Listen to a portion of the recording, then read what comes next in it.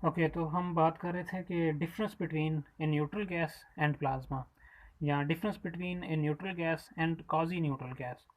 इन दोनों में क्या डिफरेंस होता है हमारे पास। क्योंकि किसी भी गैस में भी आयंस मौजूद होते हैं। एक मेरे पास एक न्यूट्रल गैस हो, उसके अंदर भी जो पार्टिकल्स हैं या जो भी एटम मालिक्यूल वो आपस में इंटरेक्ट करते रहते हैं, आपस में कोलाइड करते रहते हैं, उनके इलेक्ट्रॉन भी एस्केप करते हैं, दोबारा फिर से वो गेन करते हैं। तो वो भी उसमें भी कुछ हद तक आयंस मौजूद होते हैं। तो इसमें और फिर प्लाज्मा वाले आयंस में फ़र्क क्या है, इसको प्लाज्मा क्यों बोलते हैं, इनके जो आयंस हैं उनको प्लाज्मा क्यों नहीं बोलते। तो इनको इसके दरमियान में क्या डिफरेंस है, वो हमें देखना पड़ेगा। तो पहला जो मेजर डिफरेंस है न्यूट्रल गैस और प्लाज्मा में, वो ये डिफरेंस है कि इनमें पार्टिकल की इंट्रैक्शन, जो न्यूट्रल गैस है उसमें पार्टिकल की इंट्रैक्शन टू बॉडी इंट्रैक्शन की तरह होती है। प्लाज्मा में जो पार्टिकल की इंट्रैक्शन है वो प्रीडोमिनेटली कलेक्टिव इंट्रैक्शन होती है। तो ये पहला मेजर डिफरेंस है।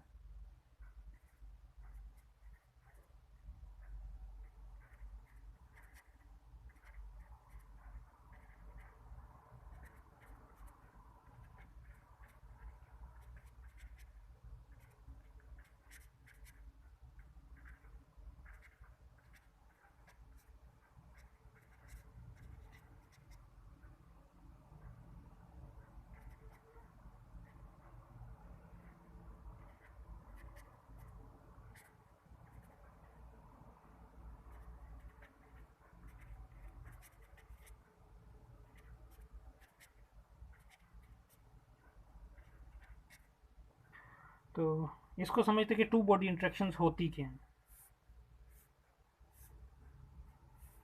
अगर ये मेरे पास कोई एक बॉक्स है और इसमें ये पार्टिकल्स मौजूद हैं, या गैस के जो मेरे पास मालिक्यूल्स हैं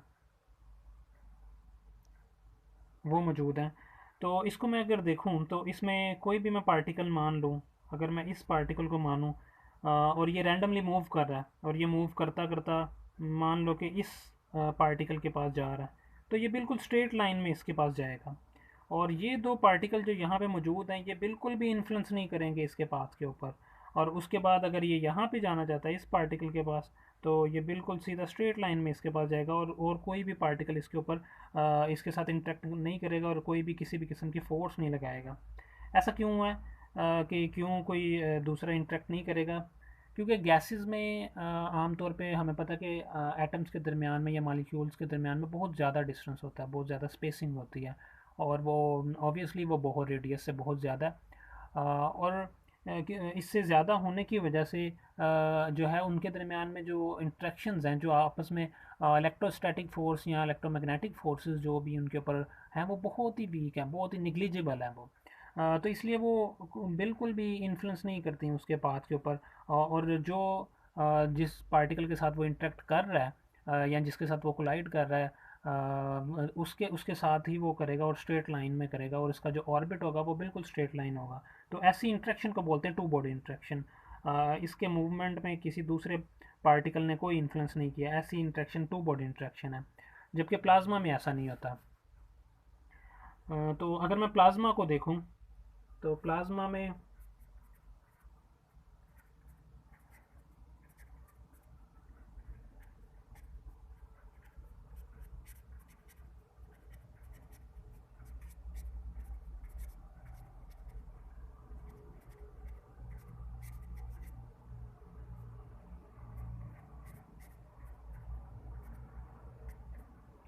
प्लाज्मा में जो इंट्रैक्शंस है, the interactions in plasma are predominantly collective. तो इसमें जो पार्टिकल्स के दरमियान में इंट्रैक्शन है वो प्रीडोमिनेटली कोलेक्टिव होती हैं। तो कोलेक्टिव इंट्रैक्शंस हमने अभी थोड़ी देर पहले बात की थी। अब उसे पिक्चर के थ्रू देख लेते हैं कि वो किस तरह की इंट्रैक्शंस हैं। अगर मैं मान लूँ कि यहाँ पे कोई पॉजिटिव नेगेटिव चार्जेस पड़े हुए हैं, तो कुछ इस तरह की सिचुएशन है। हमारे पास एक गैस है और हमें equal number of positive negative charges रखने हैं, तो अब बराबर होगी। तो मैं मान लूँ यहाँ पे कोई भी मेरे पास एक टेस्ट चार्ज पड़ा हुआ, ये मेरे पास प्लाज्मा है और ये मेरे पास कोई टेस्ट चार्ज है। अब इसके पास भी काइनेटिक एनर्जी होगी, ये भी रैंडमली मूव करेगा। अब ये रैंडमली मूव जब करेगा, अगर मैं मानूँ कि ये भी एक पॉजिटिव चार्ज है, मेरा जो टेस्ट चार्ज है ये पॉजिटिव है, तो जैसे ही मैंने माना कि ये पॉजिटिव चार्ज है, आपके माइंड में फ़ौरन आएगा कि ये पॉजिटिव पॉजिटिव इसको रिपेल करेंगे, नेगेटिव अट्रैक्ट करेंगे। तो साइमल्टेनियसली एक ही टाइम पे तमाम जो चार्ज पार्टिकल हैं इस एक टेस्ट चार्ज के ऊपर जो कूलम पोटेंशियल है वो अप्लाई करेंगे, और वो कूलम पोटेंशियल डिसाइड करेगा कि इसका ऑर्बिट क्या होगा, ये किस डायरेक्शन में मूव करेगा। ये पार्टिकल और ये पार्टिकल, ये दोनों चार्जेस इसको अट्रैक्ट करेंगे, ये और ये इसको अट्रैक्ट करेगा। यहाँ पे भी क्योंकि पॉजिटिव चार्ज है, तो ये अगर हम कोशिश करें इसका पाथ डिस्क्राइब करने के लिए, तो वो इस नेगेटिव चार्ज की तरफ जाएगा। और ये यहाँ से इस यहाँ पे क्योंकि नेगेटिव चार्जेस ज़्यादा हैं, यहाँ पे एक पॉजिटिव चार्ज है, तो वो कुछ इस तरह से करता हुआ, जिगल करता हुआ जो है मूव करेगा, और नेगेटिव चार्ज की तरफ मूव करेगा। और साइमल्टेनियसली इसके पाथ के ऊपर ये पार्टिकल भी इन्फ्लुएंस करेगा, ये चार्ज पार्टिकल भी इन्फ्लुएंस करेगा इसके पाथ के ऊपर। तो ये प्रीडोमिनेंटली कलेक्टिव इंट्रैक्शन, ऐसी इंट्रैक्शन है जिसके अंदर एक ही पार्टिकल के ऊपर साइमल्टेनियसली एक से ज़्यादा पार्टिकल इन्फ्लुएंस कर रहे हैं उसके पाथ के ऊपर, या उसके साथ इंटरेक्ट कर रहे हो। तो ऐसी जो हमारे पास इंटरेक्शन है उसको बोलते हैं प्रीडोमिनेंटली कलेक्टिव इंटरेक्शंस। तो ये पहला मेजर डिफरेंस है।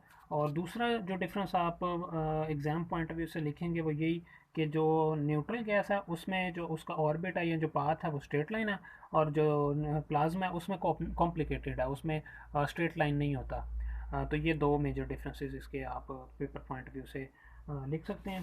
और जो नोट्स मैं आपको सेंड करूँगा उसमें भी मैंने इसी तरह से ये लिख दिया है, difference between neutral gas and plasma. तो पहला जो हमने अभी देखा डिफरेंस वो यही है कि जी interaction between particle in neutral gas are just like two body interactions, and the interaction between particles in plasma are predominantly collective. The orbit of particles in neutral gas are straight line, where the orbits of particle in plasma are complicated and just not like a straight line। आगे आप लिख सकते हैं इसको। तो ये basic difference है था इसका। इसके बाद अगर हम बात करें कि प्लाज्मा यूनिवर्स में कहाँ कहाँ पाया जाता है और कितनी मिकदार में पाया जाता है, तो अभी तक जो है उस रिसर्च से ये पता चला है कि 99% यूनिवर्स का जो मैटर है वो प्लाज्मा है, और सिर्फ 1% जो है वो बाकी तीन स्टेट्स में पाया जाता है, सॉलिड, गैस और लिक्विड में। तो 99% जो है वो प्लाज्मा है। और इसको इस बात से भी जज किया जा सकता है कि यूनिवर्स में ज़्यादातर जो है वो स्टार्स हैं और प्लैनेट्स बहुत कम हैं। प्लैनेट्स के मुकाबले में स्टार बहुत ज़्यादा हैं। तो हमारा सन भी एक स्टार है, और जो हमारा सन है ये भी प्लाज्मा है। ठीक है, ये भी जो है ना, इसको बोलते हैं हम ग्रेविटेशनली कन्फाइंड प्लाज्मा, सन को, हमारे सूरज को बोलते हैं। तो स्टार्स चूँकि बहुत ज़्यादा हैं, इस वजह से यूनिवर्स में प्लाज्मा बहुत ज़्यादा मिकदार में है। और सिर्फ 1% जो प्लैनेट्स हैं वहाँ पे कहीं पे हमें जो है बाकी तीन स्टेट्स मिलती हैं, उसमें लिक्विड, गैस और सॉलिड हमें मिलता है। इसी तरह से सन, उसका एटमॉस्फेयर उसकी एग्जांपल में है, सोलर विंड है जो सूरज से आती है, वो भी प्लाज्मा पर मुश्तमिल होती है। फिर आयनोस्फीयर जो हमारी अर्थ के गिर्द गुलाफ है, उस वो भी प्लाज्मा पर मुश्तमिल होती है। उसमें भी पार्टिकल्स जो हैं वो आयंस की फॉर्म में मौजूद होते हैं, तो उस इसलिए उसे आयनोस्फीयर बोलते हैं। तो ये है कि नेचर में कहाँ कहाँ पे प्लाज्मा पाया जाता है। अच्छा, इसके बाद हम बात करेंगे कि प्लाज्मा में अभी जब हमने प्लाज्मा की डेफिनेशन की थी तो उसमें हमने जब बात की थी क्वाज़ी न्यूट्रल गैस की बात की थी, और क्वाज़ी न्यूट्रल गैस की जब हमने डेफिनेशन की थी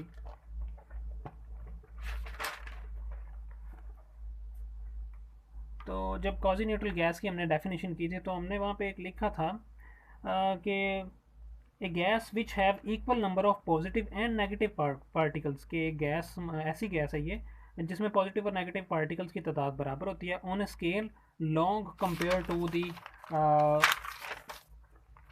दी कलेक्टिव इंट्रैक्शन स्केल लेंथ। तो अब इसको डिफाइन करते हैं कि ये कलेक्टिव इंट्रैक्शन स्केल लेंथ क्या होती है। इसे डिबे लेंथ भी बोलते हैं या डिबे शील्डिंग डिस्टेंस भी बोलते हैं।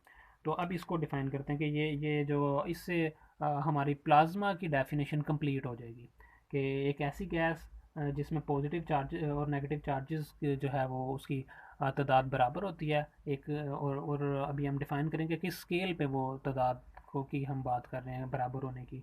और उसके बाद उसमें जो इंट्रैक्शंस हैं वो प्रीडोमिनेंटली कलेक्टिव होती हैं। प्रीडोमिनेंटली कलेक्टिव इंट्रैक्शन को हमने अच्छे से देख लिया। अब सिर्फ जो एक मिस्ट्री है वो सिर्फ ये इसकी स्केल लेंथ की एक मिस्ट्री है, ये हमने अब रिजॉल्व करनी है। तो इसको डिबे शील्डिंग भी बोलते हैं। इसको पार्टिकल्स की जो कलेक्टिव इंटरेक्शन स्केल लेंथ है इसको डिबे शील्डिंग डिस्टेंस भी बोलते हैं। तो डिबे शील्डिंग क्या होती है, सबसे पहले ये देखते हैं। अगर मैं कोई चार्ज पार्टिकल या कोई बॉल या कोई चार्ज बॉल प्लाज्मा में डाल दूं तो क्या होगा। ऐसी जैसे ये मैं मान लूँ कि ये मेरे पास एक चार्ज बॉल है और ये मेरे पास एक प्लाज्मा है। प्लाज्मा में मैं इसको इंसर्ट करूँगा तो क्या होगा कि अगर ये पॉजिटिवली चार्ज है तो इसके गिर्द नेगेटिव चार्ज इकट्ठे हो जाएंगे काफ़ी सारे, और अगर नेगेटिवली चार्ज है तो ये इसके गिर्द पॉजिटिव चार्ज आ जाएगा। ये मैंने वही किया कि दो बॉल ली मैंने और उसको मैंने प्लाज्मा में डिप कर दिया, और फिर यहाँ पे किया मेरे पास, मैंने उसको पोटेंशियल अप्लाई किया, एक के ऊपर पॉजिटिव एक के ऊपर नेगेटिव। क्योंकि हमने इसको इक्वल जो है पॉजिटिव नेगेटिव चार्जेस यहाँ पे रखने हैं, प्लाज्मा की कंडीशन है क्वाजी न्यूट्रल गैस की, तो इसलिए मैंने पोटेंशियल बैटरी से अप्लाई किया था कि यहाँ पे पॉजिटिव और यहाँ पे नेगेटिव चार्ज आ जाए और इक्वल अमाउंट में वो इक्वल रहे। तो इसके गिर्द पार्टिकल्स का जमा होना, दूसरे पार्टिकल ऑपोजिट चार्ज का जमा होना, ये कहलाता है डिबे शील्डिंग। इसके इसके गिर्द ऑपोजिट चार्ज जो आ जाता है इसको डिबे शील्डिंग बोलते हैं। अब डिबेट शील्डिंग के कंसिक्वेंसेस क्या हैं, डिबेट शील्डिंग की वजह से होता क्या है, और इस डिबेट शील्डिंग से फिर हम आगे डिबेट शील्डिंग डिस्टेंस फाइंड करेंगे, या फिर या फिर इसे बोलते हैं कलेक्टिव इंटरेक्शन स्केल लेंथ भी बोलते हैं, तो ये फाइंड करेंगे। तो पहले डिबेट शील्डिंग की डेफिनेशन देख लेते हैं। If we put two oppositely charged ball in a plasma, then these balls are surrounded by the charged particle of opposite sign। वही बात जो मैंने बोली कि अगर हम चार्ज पार्टिकल को इंसर्ट करते हैं तो उसके गिर्द दूसरे चार्ज पार्टिकल आ जाएंगे जो कि ऑपोजिटली चार्ज होंगे। The number of charge particle surrounding the ball is equal to the opposite charge on the ball. जितना बॉल पे चार्ज होगा उसके मुताबिक ही उसके गिर्द चार्ज पार्टिकल इकट्ठे होंगे, और इस रिज़ल्ट को बोलते हैं परफेक्ट शील्डिंग, और इस शील्डिंग को बोलते हैं डिबे शील्डिंग।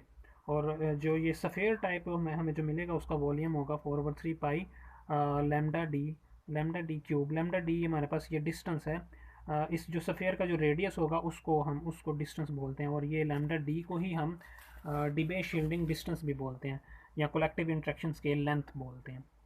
तो इसके बाद कलेक्टिव इंट्रैक्शन स्केल लेंथ की डेफिनेशन कर लेते हैं कि इसमें सारा वही है कि डिबेट शील्डिंग जब हमारे पास होती है तो डिबेट शील्डिंग का जो हमारे पास डिस्टेंस है वो डिस्टेंस जहाँ तक ये चार्ज पार्टिकल के गिर्द एक शील्ड बनी हुई है उसको हम कलेक्टिव इंट्रैक्शन स्केल लेंथ कहते हैं। और इसको एक और तरह से भी हम कह सकते हैं, वो ये है कि as a result by debate shielding the electric field of the balls are confined to finite distance which is called debate shielding। जैसे ही इन चार्ज पार्टिकल के गिर्द इन बॉल्स के गिर्द से डिफरेंट ऑपोजिटली चार्ज पार्टिकल आ जाएंगे तो फिर क्या होगा कि इनकी जो इलेक्ट्रिक फील्ड है वो रिड्यूस कर जाएगी outside the debate shielding. Debate shielding के बाहर इनकी जो इलेक्ट्रिक फील्ड है वो बहुत कम हो जाएगी। तो वो लेंथ ऐसी लेंथ जहाँ तक इसकी इलेक्ट्रिक फील्ड को हम महसूस कर सकते हैं, ऑब्जर्व कर सकते हैं, ऐसी लेंथ को बोलते हैं हम कलेक्टिव इंट्रैक्शन स्केल लेंथ या डिबेट शील्डिंग डिस्टेंस।